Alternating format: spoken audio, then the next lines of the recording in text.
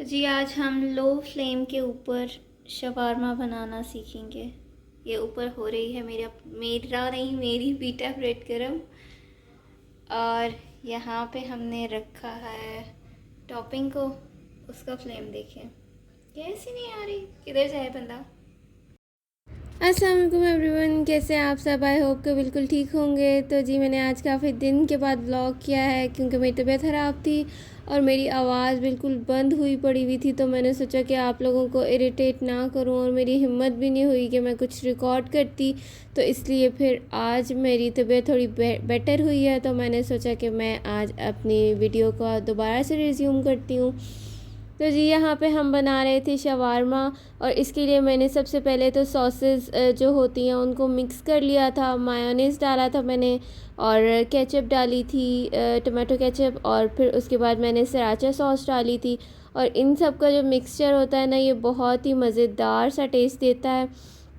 फिर इसके अंदर हम ऐड करेंगे क्यूकम्बर्स और इनको हमने बहुत ही थिन सा कट कर लेना है। और इसी तरह से, क्योंकि ये जूलियन कट करेंगे ताकि उसके अंदर ना लेंथ में आ जाए, वो अच्छा लगेगा, बड़े मज़े का टेस्ट देगा। और ये जो आप भी ट्राई कीजिएगा। वैसे नॉर्मली भी हम अगर इसको खाएं ना तो इसका टेस्ट मुझे तो बहुत ही अच्छा लगता है क्योंकि सॉसेस सारी मिक्स हुई होती हैं ना, तो वो बड़े मज़े का टेस्ट देती हैं।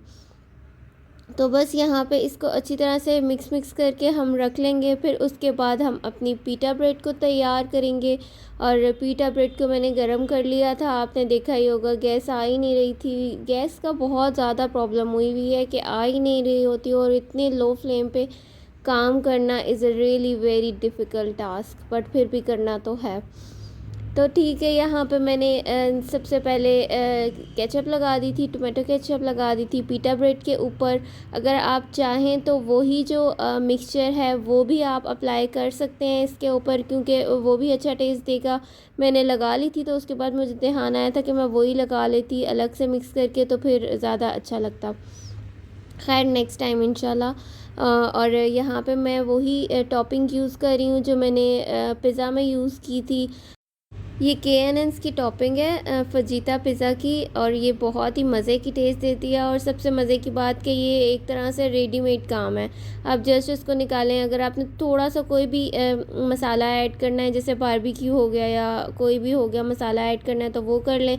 अदरवाइज़ जस्ट आप इसको हल्का सा सौते करें और बस आपकी टॉपिंग रेडी है। बस फिर उसके बाद यहाँ पे हमने पीटा ब्रेड के ऊपर अपनी टॉपिंग रखी। ऊपर हमने वो क्यूकम्बर और सॉसेस वाला मिक्सचर रखा। फिर ऊपर हमने थोड़ी सी टमाटो केचप डाली और ये लें जी, हमारा शवारमा हो गया है तैयार और बहुत ही मज़े का बनता है। बस इसकी एक प्रॉब्लम है कि इसकी पीटा ब्रेड बहुत छोटी होती है। नेक्स्ट टाइम इंशाल्लाह मैं रोल पराठा बनाऊंगी ना तो उसके साथ मुझे ज़्यादा वो चीज़ मज़े की लगेगी, क्योंकि उसका पराठा बड़ा होता है, ये पीटा ब्रेड बहुत ज़्यादा छोटी होती है। इसको हैंडल करना थोड़ा सा ना डिफ़िकल्ट हो जाता है। और इसके साथ पी ली थी मैंने पेप्सी, और यहाँ से ही मेरा हो गया था मसला ख़राब, क्योंकि मेरा थोड़ा सा गला पहले का ख़राब था और ऊपर से मैंने पेप्सी पी ली। बस मेरा सारा ही जो है ना वो सत्यानाश हो गया और अभी तक मेरा गला खुलने का नाम नहीं ले रहा, लेकिन आहिस्ता आहिस्ता बस अब आवाज़ निकल रही है, वरना पहले तो बिल्कुल ही बंद हुई पड़ी हुई थी। तो खैर यहाँ पे ये नेक्स्ट डे का क्लिप है और हम गए थे सदर। मैंने आपको बताया था कि हम कोट हंटिंग कर रहे हैं, तो इसको भी आप उसी की एक एपिसोड समझ लें। और ख़ैर हम गए सदर और वहाँ पे हमें एक चीज़ तो फिर देखनी नहीं थी, अब्बू जी का स्वेटर भी देखना था, अम्मी जी का भी देखना था, मतलब काफ़ी सारी चीज़ें हमें विंटर्स के लिए चाहिए थी। तो बस अब्बू जी का एक हमें स्वेटर मिल गया था, लेकिन साइज़ का थोड़ा सा इशू आ गया है, वो अब एक्सचेंज कराना है। पता नहीं वो एक्सचेंज करेंगे या नहीं करेंगे। और फिर उसके बाद हमने यहाँ पे ये कोट्स देखे, लेकिन ये काफ़ी ना वो फूले फूले से थे, फ्लफ़ी कोट्स थे, तो ये हमें नहीं चाहिए थे। हमें ऐसा कोट चाहिए जो ना स्लिम स्मार्ट सा और अच्छा सारा हो। बस फिर सदर तो इतना बड़ा है और यहाँ पे चल चल के ही बंदा थक जाता है, और हम इतने थक गए थे कि चीज़ें देख देख के ही हमें इतनी भूख लग गई थी। और हम फर्स्ट टाइम करीम चले गए थे। वैसे हम वहाँ से जस्ट समोसे लेते हैं, लेकिन समोसे खाने का दिल नहीं था बिल्कुल भी, तो हमने सोचा कि हम ऊपर चेक कर लें कि क्या क्या इनके मेन्यू में है। तो ये सारी चीज़ें यहाँ पे अवेलेबल थी। और इनमें से हमने चूज़ किए थे दही भल्ले, क्योंकि हमें दही भल्ले वैसे ही बहुत पसंद हैं। बट यहाँ के दही भल्ले मुझे बिल्कुल भी अच्छे नहीं लगे, क्योंकि सिर्फ इनकी प्रेजेंटेशन अच्छी थी और कुछ भी अच्छा नहीं था। अंदर से बिल्कुल भी टेस्ट अच्छा नहीं था, कोई इन्होंने सॉसेस ऐड नहीं की हुई थी। इससे ज़्यादा अच्छे तो हमारे घर के दही भल्ले होते हैं, हम इमली सॉस ही डाल लें तो वो इतने मज़े के लग रहे होते हैं।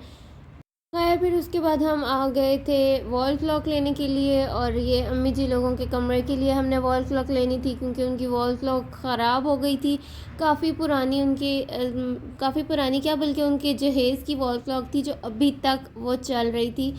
अब हो गई थी उसकी बस, इसलिए हम फिर नई लेकर आ गए। और फिर यहाँ पे गुज़रते गुज़रते मुझे एक रुखसती नज़र आ गई, किसी की शादी खाना आबादी या बर्बादी हो रही थी।